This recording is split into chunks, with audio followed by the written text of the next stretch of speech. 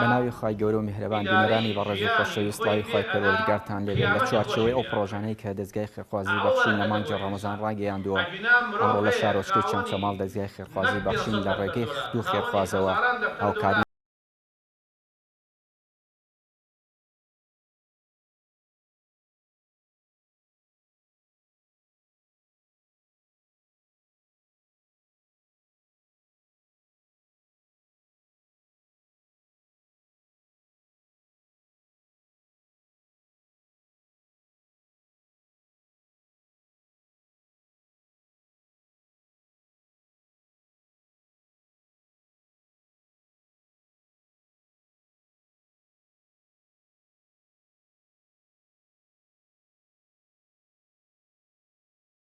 بەخشن بەڕاستی ماڵ هەیە پێویستی تەنانەت بەندانێکە نەک زیاتر خەڵکێکی فەقیر و هەژاری زۆر هەیە ئەمە خێرێکی زۆر گەورەیە لە خی گەورە بە زیاد و خی گەورە بە خێر بنووسێ بۆتان وەڵاهی لە خی گەورە بە زیاد بێ ماڵتان ئاوا بێ بەڕاستی سوودمەند بووینە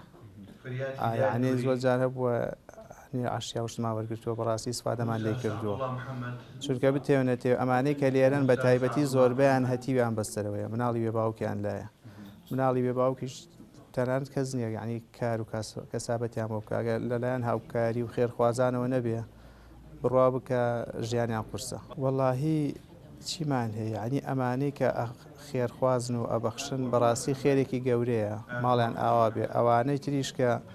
ئینشاءڵڵا داواکارین لە بەڕێزیان هاوکاری هەتی و فەقیر و هەژار بکەن بەڕاستی خێرێکی گەورەیە بۆ دنیا و بۆ قیامەتیشیان وەڵا زۆر لە خی گەورە بە زیاد بێ و ماڵی ئەو خێرخوازانش ئاوا بێ و ماڵی ئێوەش ئاوا بێ و خی گەورە لە قیامەت تا پاداشتان باتەوە ئێمە گەلێ مەمنونی ئێوەین زۆر سوورمەت بووینە لێ ماڵتان ئاوا بێ و خێرتان بنووسێ شەڵا خی گەورە پاداشتی ئەو بەشەرانش داتەوە کە یارمەتی ئەم خەڵکە ئەداوی هاوکاری بۆ خەڵکی مسڵمانە نێرن خی گەورە پاداشتان باتەوە لە دنیا و لە قیامەتە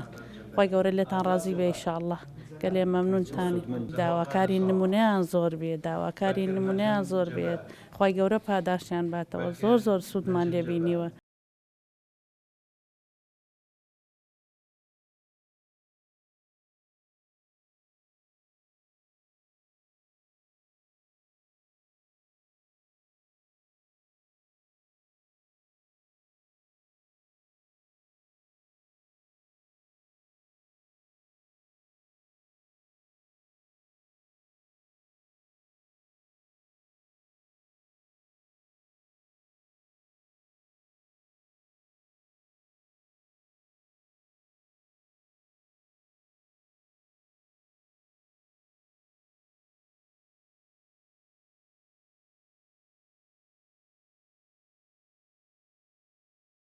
کاری درێژکن بۆ کۆمەڵ چکە کۆمەڵ لە هەموو پرۆژەکانە دەستی دیارە لەم شارە و ئەتوانن هاوکاریەکانن بگەنە خەڵکی هەژار ئەتوانن یارمەتی هەموو کەسێ بدەن زۆر دەستخۆشی لەکەین هەموو شتەکانی بەڕاستی گەیانەتە فەقیر و هەژار لەم شارە لای لە هەموو کەسەکان کردێتەوە من کوڕم نییە پیاوم نییە معاشم نییە هەتیوم هەیە ئیتر لەبەر فەقیری و کەم دەرامەتی کەوتومەتە ئەم خێرخواز و بەخشینە کە هاتوومە یارمەتیەکەم بدە ئەوەنە مەمنونیانین هەتا خواڵێ بەستەق و دوعای خێریان بۆکەین ئیتر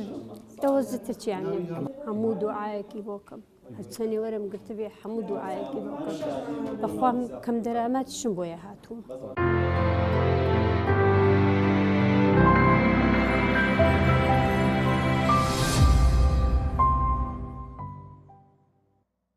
بسم الله الرحمن الرحیم ئێمە وەکو دەستگای بەخشین نووسنگەی چەمشەماڵ لە چوارچێوەی پرۆژە و چالەکیەکانمان لە نووسنگەی چەمشەماڵی دەستگای بەخشین ئەمڕۆ هەڵساین بە دابەشکردنی بڕی 6 ملیۆن دینار لە ڕێگای دوو خێرخوازەوە خی گەورە پاداشتی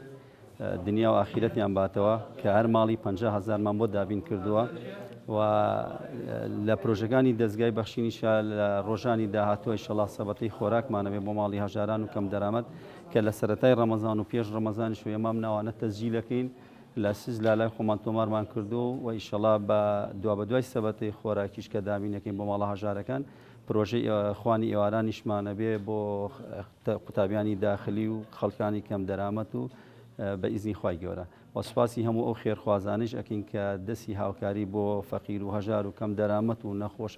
نەخۆشی ئەم شارە درێژەکەن وخی گەورە نمونەی ئەم دوورە ئازیزی زیادکە کە لە هەموو کارێکی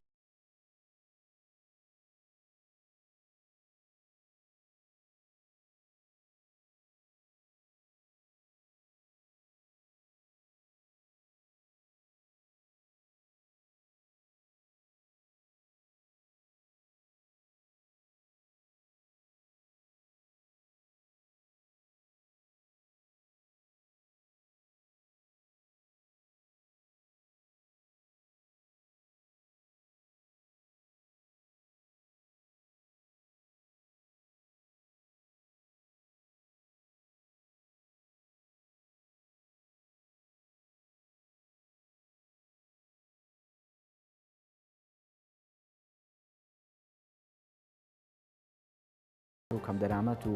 منداڵی بێباوک لە سنووری شار و شارۆچکەکانی هەرێمی کوردستان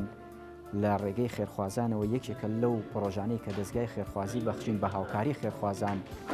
لە مانگی ڕەمەزان ڕایگەیاندووە. بۆیە بەردەوام دەستگای خێرخوازی بەخشین داوا لە خێرخوازان دەکات هاوکاریەکانیان و خێر و سەدەقەکانیان بگەێنن بە دەستگای خێرخوازی بەخشین تاکو و بە دەستێکی ئەمانەوە بگا بۆ کەسانی کە مستحقن بۆ هاوکاری کە پێیان دەگات. تا دەرفەتێکی تر بەخواتان دەسپێرین خواتان لەگەڵ.